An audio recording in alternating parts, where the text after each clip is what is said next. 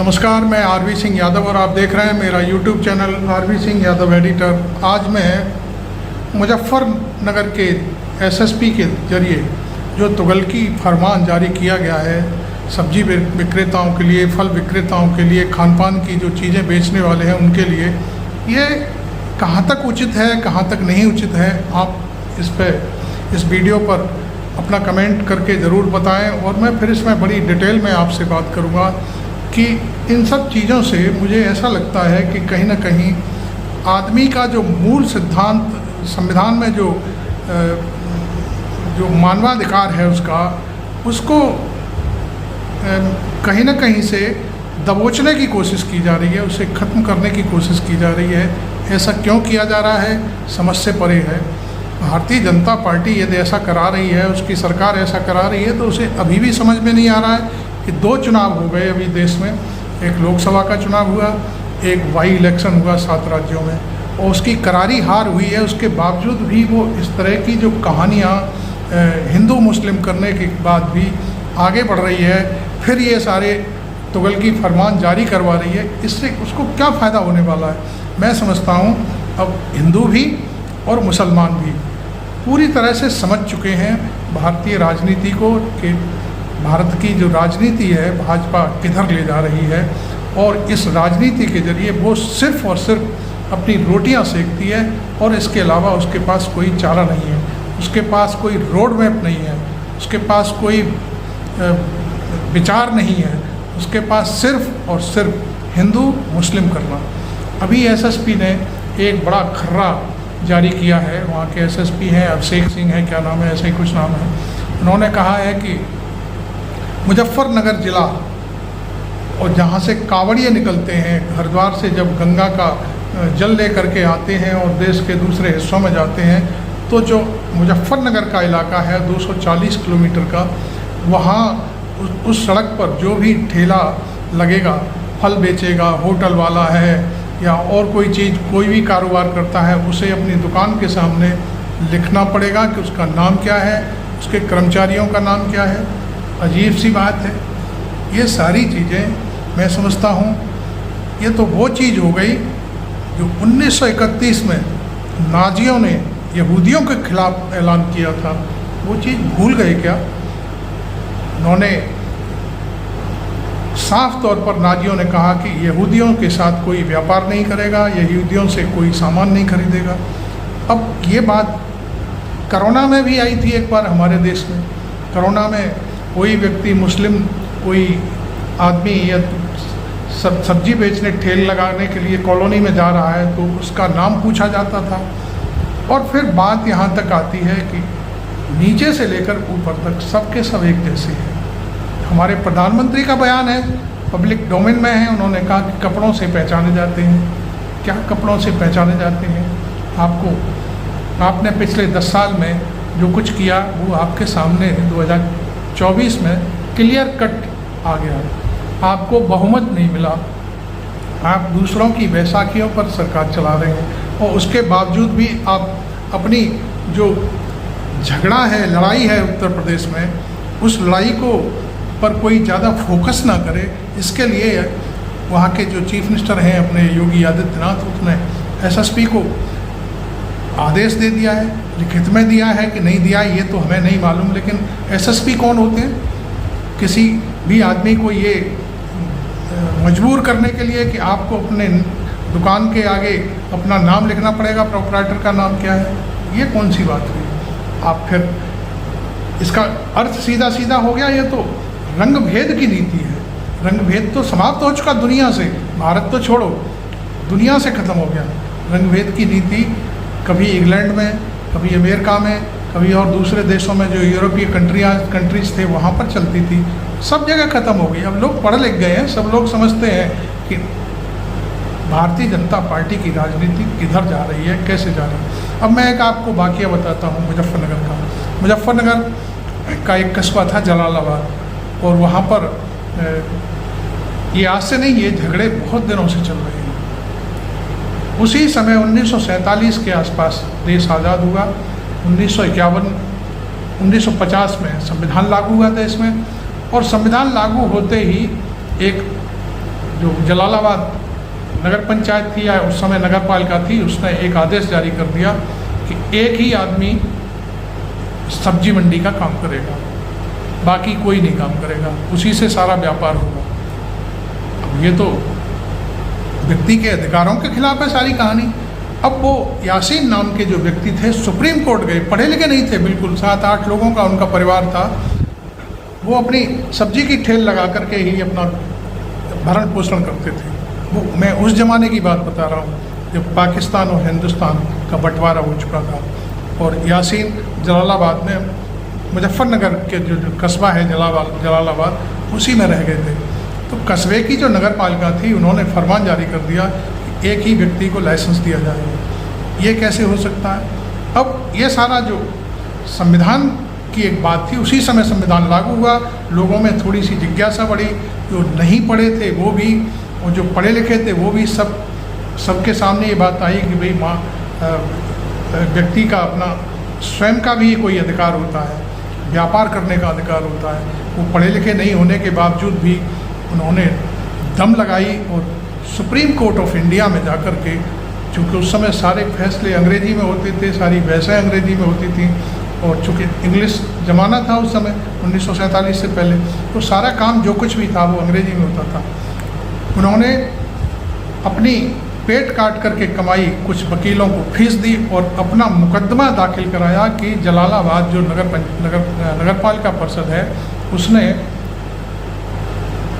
एक ही व्यापारी को लाइसेंस दिया है कस्बे में व्यापार करने के लिए, सब्जी फल वगैरह आड़त चलाने के लिए। बाकी लोग क्या भूखों मरेंगे? जो ठेल चलाते हैं आज भी है तमाम सड़कों के किनारे। मैं समझता हूँ देश की जो व्यापार है उसकी 90% आबादी सड़कों पर खड़े होकर के अपना व्यापार चला रही है। तो ये इसको कैसे रोका जा सकता है?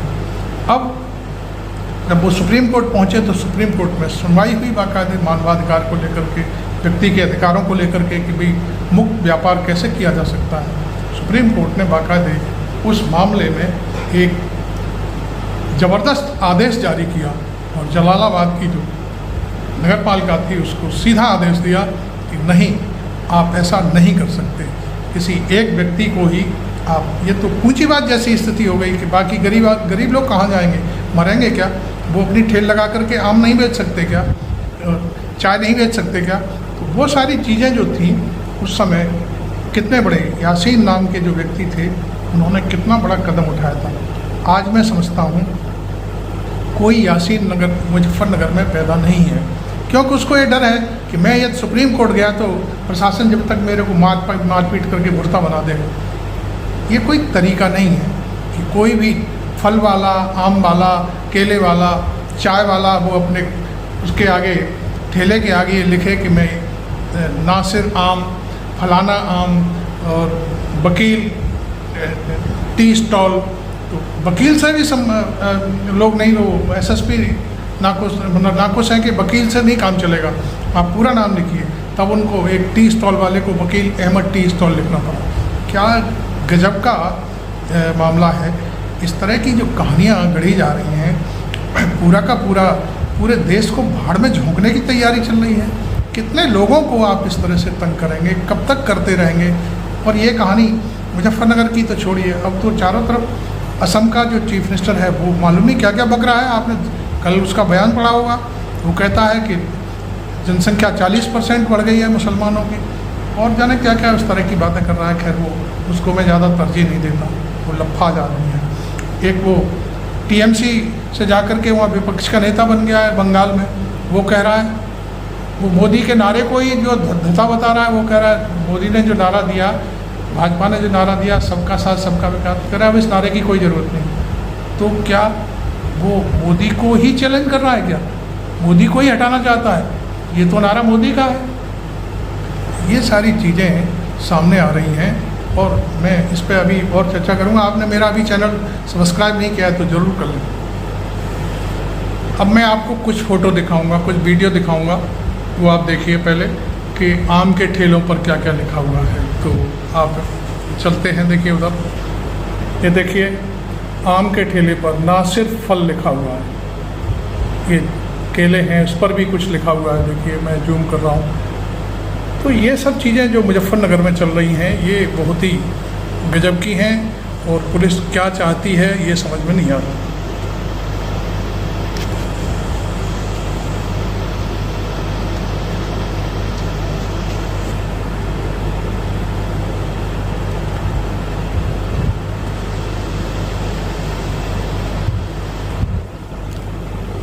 ये देखिए प्रोप्राइटर अनीस अहमद,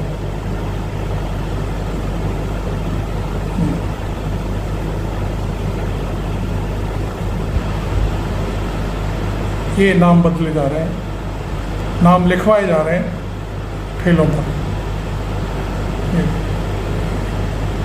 कासिफ,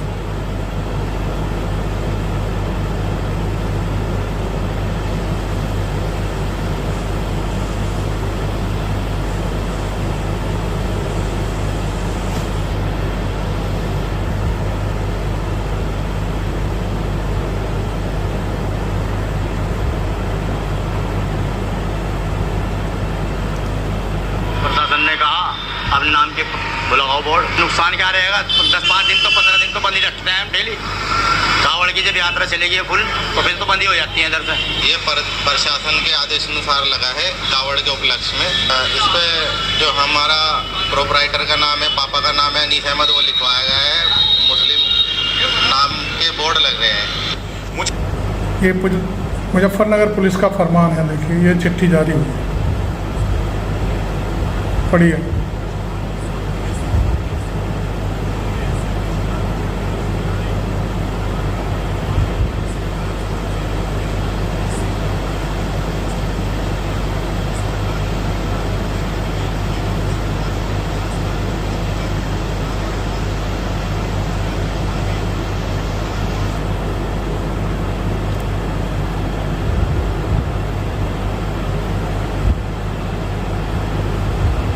ठेले जहां से भी कांवड़िए अपने खाद्य सामग्री खरीद सकते हैं, उनको सबको निर्देशित किया गया है कि अपने प्रोप्राइटर के या काम करने वालों के नाम जरूर डिस्प्ले करें। ये इसलिए जरूरी है ताकि किसी प्रकार का कोई कंफ्यूजन किसी भी कांवड़िए के अंदर ना रहे और ऐसी स्थिति ना उत्पन्न हो कि कहीं कोई आरोप प्रत्यारोप हो और बाद में कानून व्यवस्था की स्थिति उत्पन्न हो। इसलिए ऐसा निर्देश दिया गया है और सब इसको अपनी स्वेच्छा से इसका पालन कर रहे हैं। दर्शकों, अब ये देखिए आम है, इसके लिए क्या करेंगे आप? अब ये आम कौन तोड़ के लाया, किसके बगीचे में था? अब मेरा सवाल ये है कि इस तरह से सड़क पर जो व्यक्ति ठेल लगा कर के अपने परिवार का गुजारा चला रहा है, उसके दिल पर क्या गुजर रही होगी कि ये सारी चीज़ें क्यों की जा रही हैं? सिर्फ ये क्या है, ये रंग भेद नहीं है, जाति भेद नहीं है, मजहब का भेद नहीं दिखाई दे रहा, जबकि इस देश के संविधान में साफ साफ लिखा हुआ है कि धर्म और जाति और वर्ग भेद कोई भी चीज़ यहाँ पर थोपी नहीं जा सकती। किसी भी चीज़ पर बाकायदे कोई विरोध नहीं कर सकता। ये बहुत सारी चीज़ें हैं, संविधान पढ़ी है, उसमें सारी चीज़ें समझ में आ जाएंगी। आपने पिछले दिनों भी 2024 के चुनाव में संविधान विरोधी तमाम चीज़ें आई और संविधान के तहत फिर राहुल गांधी ने, अखिलेश यादव ने वो संविधान अपने हाथों में ले लिया। तब जाकर के बीजेपी की जो पकड़ थी वो कितनी ढीली हुई, वो कहाँ 303 से आकर के 240 पर अटक गई। इसके बावजूद भी बीजेपी की समझ में नहीं आ रही कि वो किस तरह की राजनीति कर रही है। इसके पीछे की मंशा बड़ी स्पष्ट है, आप समझ गए होंगे। कांग्रेस प्रवक्ता हिंदू कौन है, मुसलमान कौन है? हो सकता है इसमें जाति भी हो, मंशा में, इनके मंशा में ये हो सकता है कि कहीं दलित तो नहीं है, ये सब हो सकता है, बिल्कुल संभव है। किसी मुद्दे पर बात कर रहे हैं। हमने इसका कल जब विरोध किया तो जवाब आया, जब हलाल लिखा होता है तब तो आपको कोई आपत्ति नहीं होती। हाँ, बिल्कुल नहीं होती। जब शुद्ध शाकाहारी ये लिखा होता है तब भी हम नहीं पूछते कि साहब ये शुद्ध शाकाहारी जिस रेस्टोरेंट के बोर्ड पे लिखा हुआ है, इसका मालिक क्या हिंदू है, मुसलमान है, जैन है, सिख है, क्या है? हमें कोई फर्क नहीं पड़ता, हमें शुद्ध शाकाहारी खाना है, हम जाकर खा लेते हैं। ये करना जो ये कावड़ यात्रा पे प्रपोज कर रहे हैं, इसके पीछे मंशा है इकोनॉमिक बॉयकॉट ऑफ मुस्लिम्स को नॉर्मलाइज करना, कैसे आर्थिक बहिष्कार का सामान्यकरण करना है मुसलमानों का। तो इस मंशा को तो हम कामयाब किसी के लिए नहीं होने देंगे, वो हिंदू के लिए करे हो, मुसलमानों के लिए करे हो, किसी के लिए भी करे, हम नहीं होने देंगे। अब मीट एक्सपोर्टर्स हैं बड़े बड़े 4-5 जो हैं, अल कबीर कौन है मालिक? सबरवाल। अरेबियन एक्सपोर्ट्स कौन है मालिक? कपूर। MKR फ्रोजन कौन है मालिक? मदन एबट। PML इंडस्ट्रीज मालिक कौन है? बिंद्रा साहब है। लेकिन जो षड्यंत्र ये लोग रच रहे हैं, हमारी आपकी जो एक तहजीब है, अभी उस तहजीब में मुझे याद आता है अलीगंज लखनऊ में, वहां बड़ा मंगलवार के पीछे की जो कहानी है वो सुनकर बड़ा आनंद आता है। दुर्गा पूजा हो, भगवान जगन्नाथ यात्रा हो, सब में कैसे मिलजुल कर इस तहजीब में हम लोग एक दूसरे के त्योहारों में हाथ बटाते हैं, तैयारियां करते हैं। उस तहजीब पर ये हमला बोल रहे हैं, और ये हमला सिर्फ उस तहजीब पर नहीं बोल रही, हमारे आपके घरों में घुसकर तय करेंगे कि कौन क्या खाएगा, किससे खरीदेगा, क्या कपड़े पहनेगा, किस भाषा में बोलेगा। इनको अपने घरों में घुसने से रोकिए। अगर इनको अपने घरों में घुसने से रोकना है तो इस विचारधारा को अपने मोहल्ले से दूर रखिए, अपनी जीवन से दूर रखिए, अपनी विधानसभाओं और लोकसभाओं से दूर रखिए। भारत में अब आप बताइए कि एक ठेल वाला दिन भर में कितना पैसा कमा लेता होगा। जहाँ तक मेरा अपना सोचना है, यदि उसकी सेल अच्छी हो गई, बरसात नहीं हुई, धूप ज़्यादा ना पड़ी, गर्मी ज़्यादा ना पड़ी, तो ज़्यादा से ज़्यादा वो 1000 रुपये कमा लेता होगा, मुश्किल से, मैं समझता हूँ। बाकी तो मैंने आमतौर पर यही कहते सुना है कि 100-200 की कमाई हो पाती है। मैं बड़े जो फड़ लगा कर के फल बेचते हैं उनकी बात कर रहा हूँ, वो शायद 1000 रुपये रोज़ कमा लेते तो कमा लेते हों, लेकिन उसमें भी उनके 3-3, 4-4 आदमी काम करते हैं, तब जा कर के अपना पेट भर पाते हैं। और ये क्या है? ये है कि महीने भर तक आप यदि नाम नहीं लिख रहे हो तो व्यापार करना मत करने जाइए रोड पर, और तब तक आप भूखे रहिए, प्यासे रहिए। प्रशासन को, पुलिस को, अभिषेक सिंह को कोई लेना देना नहीं है किसी बात से। वो तो बस ऊपर से पॉलिटिक्स हो रही है, उस पॉलिटिक्स का की एक कड़ी SSP के जरिए ये लागू की जा रही है। तो मैं समझता हूँ आपकी समझ में कुछ बातें आ गई होंगी, कुछ बातें खुद भी सोचिए, और इस वीडियो को मैं समझता हूँ शेयर भी करिए अपने मित्रों तक, अपने भाइयों तक, अपने रिश्तेदारों तक, और समझाइए उनको। देखिए ये सारा जो भेदभाव की जो नीति अपनाई जा रही है, ये भारत की राजनीति के लिए सही नहीं है। इससे नफ़रत के अलावा मैं समझता हूँ कुछ भी नहीं होगा। राहुल गांधी हमेशा कहा करते हैं कि हम प्रेम बेचेंगे, आप नफरत बेचिए। कौन जीतता है कौन हारता है ये जनता तय करेगी, तो जनता ने तय कर दिया है। खैर, आपने मेरा चैनल अभी तक सब्सक्राइब नहीं किया है तो प्लीज़ ज़रूर कर लें, और मेरी जो पत्रकारिता है उस पर या तो सवाल उठाइए या इसको सराहना करिए, आपको खुली छूट है। मुझे इस बात का कोई उज्र नहीं है कि आप मेरे लिए क्या लिख रहे हैं, क्योंकि मैं जानता हूँ कि आप जो लिखेंगे आपके मन की भावना होगी, और मेरी आलोचना करेंगे तो मुझे शायद बहुत अच्छा भी लगेगा। Thank you very much. मैं RB सिंह यादव।